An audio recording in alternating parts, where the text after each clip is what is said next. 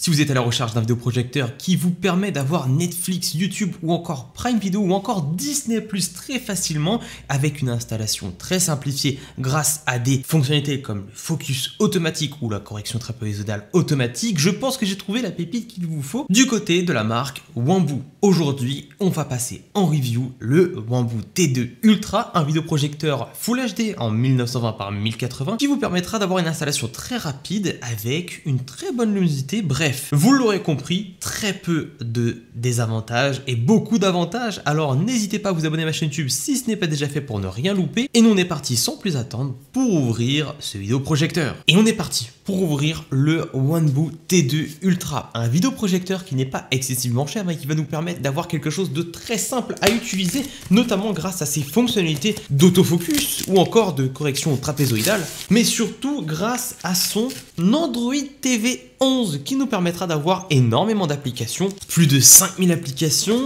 dont Netflix, Disney+ et toutes les applications que vous préférez. Alors j'ai très hâte de découvrir ce vidéoprojecteur avec vous, bien que je connaisse toutes ses caractéristiques. Je peux par exemple vous dire qu'il affichera jusqu'à 180 pouces en termes de taille d'image. C'est un projecteur 1080p avec 500 lumens NC. Lumens NC qui sont différentes des lumens ISO. Je vous invite à vous renseigner à ce sujet-là si jamais vous êtes sur le point d'acheter un vidéoprojecteur. Je suis allé très vite, je suis déjà en train d'ouvrir le vidéoprojecteur, mais vous pouvez voir qu'il est tout simplement bien présenté sur le packaging. Il aura un cadran intégré, des haut-parleurs, autofocus Android 1920 par 1080. Bref, il est bien vendu et surtout bien emballé vu qu'on a de la mousse tout autour et le concerné qui est juste ici. Alors toute la boîte est bien protégée de la mousse tout autour pour éviter les accidents pendant le transport. Et là attention, je vais le découvrir en même temps que vous, je vais le voir pour la première fois et on est parti sur un vidéoprojecteur qui est blanc. Comme en témoignait tout simplement le packaging, il est bel et bien blanc et ça change d'habitude. Même si ce n'est qu'une chose esthétique, ça fait quand même une petite différence très sympa. Bon, évidemment avec tout cela on a reçu la notice mais aussi les câbles qui vont aller, notamment l'alimentation qui sera ici. Le câble est assez grand et je pense qu'il ne va pas nous contraindre pour pouvoir poser le vidéoprojecteur là où on souhaite. Le certificat de l'entreprise et la petite télécommande qui est bien sympa, qui a des boutons mais pas trop, et ça c'est ce que j'aime. On peut voir qu'il y a YouTube, Netflix, Disney+, Prime Video, de quoi augmenter le son, retourner tout simplement à la maison. Ici on aura l'assistant Google, personnellement j'utilise très peu mais ça y est. Bouton de navigation, on est sur un vidéoprojecteur qui pèse 1,5 kg, qui aura une hauteur de 22 cm, précisément de 219 mm, une profondeur de 14 cm et une largeur de 14,5 cm, ce qui peut être intéressant pour vous si jamais vous voulez faire un petit home cinéma chez vous. Mais le gros plus de cet appareil, c'est évidemment son cadran intégré qui permettra une rotation à 120 degrés, permettant donc de pouvoir projeter beaucoup plus facilement, car on pourra donc viser très facilement par exemple le plafond ou un mur. Même si le cadran est en plastique, je trouve que la rotation se fait bien et on n'est pas perturbé par des petits crans. Si je veux bouger d'un petit millimètre, je peux le faire tout simplement, voilà, comme ceci. On est donc sur un projecteur LCD qui va projeter des images à 1920 par 1080, donc de la Full HD, avec un petit détecteur placé juste ici, en dessous la marque, qui nous permettra d'avoir du focus automatique, de l'évitement d'obstacles, ainsi que de l'alignement d'écran automatiquement. On retrouvera deux haut-parleurs de 5 watts chacun, placés tous les deux en haut à droite de chaque côté, comme vous pouvez le voir. Derrière, on peut voir que c'est simple, mais c'est ce que j'aime. On a de l'HDMI, de l'USB, de l'audio, la caisse de résonance pour les basses et au-dessus un bouton power, ni plus ni moins. Le câble lui sera branché ici et évitera de perturber la rotation du vidéoprojecteur et on est désormais parti pour le tester. Quelques petites choses qu'il faut savoir sur ce vidéoprojecteur: il a du Wi-Fi double bande, du 2,4 GHz avec du 5 GHz. Il aura donc une Android TV 11 et une luminosité de 500 lumens NC. Il supportera de l'HDMI, de l'USB, un ratio de 2500:1 et il aura des fonctionnalités intelligentes. Le ASA 3.0 permettra d'avoir de l'autofocus automatique, de la correction trapézoïdale automatique, de l'évitement d'obstacles, bref, tout ce qu'il faut pour une prise en main simplifiée. Le projecteur est donc maintenant installé et vous pouvez voir que le cadran va vraiment nous servir à pouvoir orienter l'image comme on souhaite. Et je vais vous montrer ça d'un petit peu plus près et c'est plutôt intéressant. Grâce à ce cadre que je pourrais orienter à 120 degrés, je pourrais donc simplement projeter l'image comme je le souhaite. Le tout avec une bonne stabilité, et le summum ça aurait été d'avoir un support qui puisse tourner comme ceci également. Mais bon, franchement, on va pas se plaindre parce que ça fait vraiment l'affaire et on peut tout simplement projeter comme on souhaite. Et le niveau sonore de cet appareil est vraiment très bas, hein. La marque annonce moins de 30 décibels et c'est vrai que je remarque qu'il est très peu bruyant, et même après avoir testé celui-ci pendant près d'une heure, c'est vrai qu'il ne fait pas énormément de bruit. Et je vous laisse constater cela en écoutant.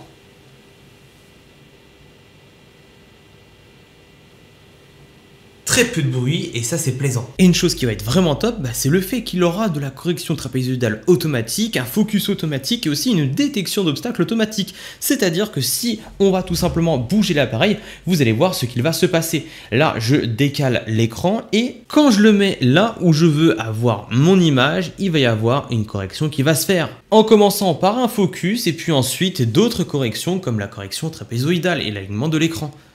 C'est en train de process et là, regardez, boum, on a du coup une image qui est corrigée. La correction trapézoïdale n'est pas parfaite non plus, mais elle est très bonne. Et là, dès que je rebouge, pareil, on aura une correction qui va se faire. Le focus, les trapèzes, l'alignement d'écran et on aura une image impeccable. Et voilà, là, je la trouve parfaite. Je la trouve très bien alignée, le focus est parfait et on n'a plus qu'à s'amuser. Désormais, en activant simplement l'évitement automatique d'obstacles, regardez ce qu'il se passe. Si je remets simplement mon cadre avec l'iPhone à l'intérieur et que je refais une correction, là, vous allez voir ce qu'il va se passer. L'appareil va simplement détecter l'obstacle et recadrer en fonction de celui-ci. Là, regardez ce qu'il va se passer. On a la correction de base. Et voilà, ça vient d'éviter le cadre. Le projecteur aurait très bien pu aller justement sur le cadre, mais grâce à cet évitement d'obstacles, l'image a été recadrée en fonction de l'espace blanc disponible. Et maintenant, regardez la taille de l'image avec ce vidéoprojecteur qui pourra projeter des images jusqu'à 130 pouces en termes de taille maximale, et avec un minimum de taille d'image de 40 pouces. Et il faut savoir que la distance maximale pour projeter les images seront de 3,5 mètres avec un minimum de distance de projection de 1,2 mètres. Et ici on est sur la plus grande taille d'image que je puisse afficher chez moi au vu du mur que j'ai et on peut voir que c'est déjà très grand. Et les 500 lumens NC vont nous permettre d'avoir une bonne luminosité sur toute l'image même si celle-ci mesure approximativement 2 mètres de long et 1,50 m en hauteur. Ce qui fait une taille d'image énorme pour du domicile. Autant vous dire que vos soirées, vous pourrez les improviser avec ce projecteur. Une très large image avec une bonne luminosité qui permet d'improviser un home cinéma très rapidement. Et maintenant nous voici sur l'interface du OneBoo T2 Ultra. On peut voir qu'on est sur une Android TV 11, ce qui nous donnera accès à pas mal d'applications très intéressantes comme Netflix, Prime Video, YouTube, YouTube Music et même le Play Store où est-ce qu'on pourra avoir plus de 5000 applications. On a une certification Widevine L1 et on aura un énorme choix pour les applications. On pourra donc regarder que ce soit sur YouTube, Netflix, Disney+, bref. Niveau Android TV 11, on sait que c'est de la qualité, qu'on va pouvoir faire de bonnes découvertes et qu'on pourra avoir accès à toutes nos applications préférées, notamment en passant par le Play Store. Par exemple, si je veux télécharger Spotify, boum, je le trouve très rapidement et je peux l'installer. Bref, vous connaissez Spotify et ce que je voulais vous montrer, c'est simplement qu'on aura énormément d'applications et que les recommandations sont plutôt bien faites, notamment pour YouTube, où est-ce que là je vais pouvoir me régaler en regardant des petites vidéos. Mais avant de passer simplement à la lecture d'une vidéo, sachez qu'on pourra aller dans les paramètres ici, mais attention à ne pas confondre. Ici on est sur les paramètres relatifs à l'Android TV 11 et pour accéder aux paramètres de l'appareil, il faudra cliquer sur ce petit bouton et on aura une fenêtre qui va s'ouvrir sur le côté, une fenêtre distincte où est-ce qu'on aura par exemple de la correction d'image passant par le focus sur l'image, la correction trapézoïdale automatique, la correction trapézoïdale manuelle que j'ai faite pour pouvoir mettre comme je voulais l'appareil avec la précision la plus haute possible, mais on a aussi l'alignement automatique de l'écran, key reset pour tout reset, les proportions, éviter les obstacles, mais on a aussi d'autres paramètres, notamment pour gérer l'image et la température de l'image. Je suis actuellement sur standard, mais on a aussi chaud, cool et encore utilisateur où est-ce que là je pourrais régler moi-même le rouge, le vert et le bleu.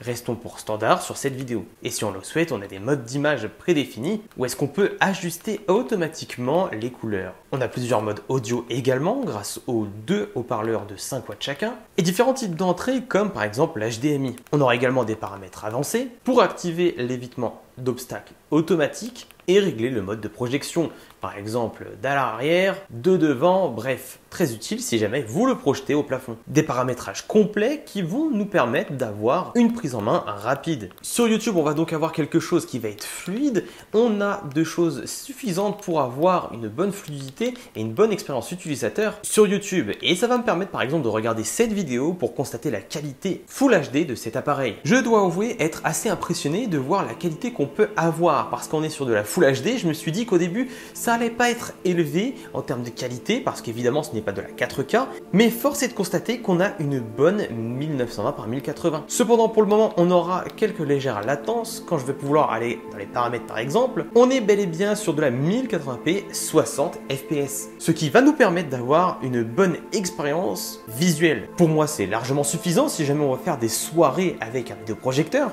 qu'on veut improviser une télé géante chez soi, le tout très simplement car on aura l'Android TV 11. Les couleurs sont bonnes, les détails aussi, la 1080p est plutôt bien gérée et surtout on a l'avantage d'avoir de la 60 fps, c'est-à-dire que nos vidéos seront très fluides comme on peut le voir par exemple sur l'eau. Je dirais qu'il y a un petit peu trop de détails, je parle d'ici l'aspect photo, de détails, on a une très bonne fluidité et ça on peut le voir. Et en plus, je trouve que niveau luminosité, avec les 500 lumens NC, on n'est pas à plaindre. On a quelque chose d'assez lumineux qui va nous permettre d'avoir de très belles images. C'est vrai que les images sont très belles et je pense qu'à ce niveau-là, on n'a pas grand-chose à redire. On a pas mal de détails et ça on le verra bien en s'approchant un petit peu de l'image pour voir un petit peu tous les pixels qu'on peut avoir. Bref, pour le moment, je suis vraiment impressionné de ce qu'on peut avoir et ça part plutôt bien.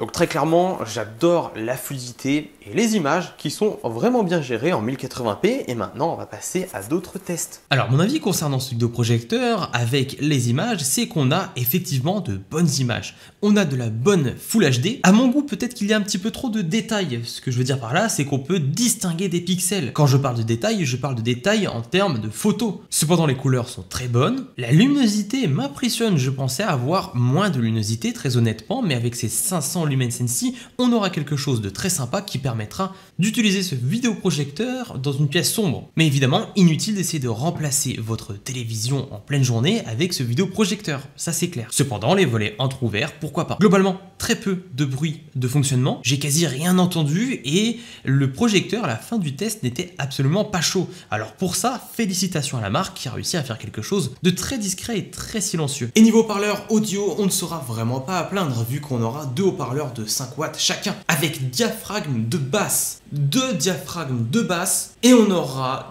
des basses jusqu'à 40 Hz, ce qui fait que les basses seront plutôt bonnes sur ce vidéoprojecteur.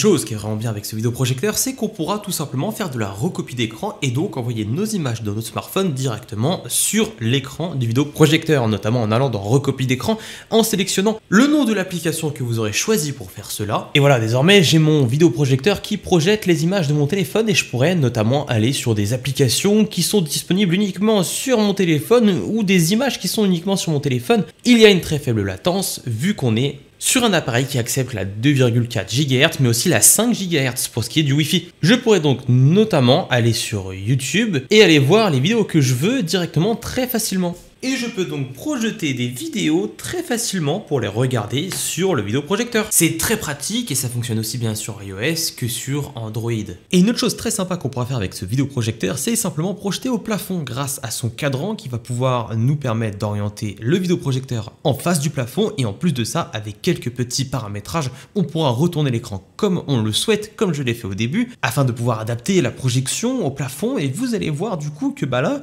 je suis en train de regarder des vidéos avec la plus grande simplicité possible. Grâce à ce vidéoprojecteur, on pourra projeter facilement au plafond, un endroit sûr et certain que vous avez tous chez vous et qui est très probablement blanc, et évidemment qui est idéal si jamais on veut projeter quelque chose dans sa chambre. Alors, qu'est-ce que j'ai pensé de ce vidéoprojecteur durant le test? Et j'ai envie de vous dire que tout d'abord, on est sur une très bonne note. Si je devais donner une note sur 10, je dirais peut-être 9. J'ai remarqué deux inconvénients, un inconvénient, on va dire. Globalement, le seul inconvénient que j'y ai trouvé pour le moment, c'est simplement qu'il a une petite latence quand on va par exemple lancer une vidéo avec la qualité maximale. Quand on va vouloir par exemple accéder au lecteur YouTube, il va y avoir une petite latence due notamment peut-être à un appareil qui n'est pas assez puissant pour avoir une fluidité comme on connaît avec les projecteurs qui coûtent plus de 1000 €. Mais après on n'est pas sur le même budget. Mais mis à part ça, le son est très bon avec le double diaphragme. On n'a eu aucune saturation et le son remplit bien la pièce. On a des applications intégrées qui sont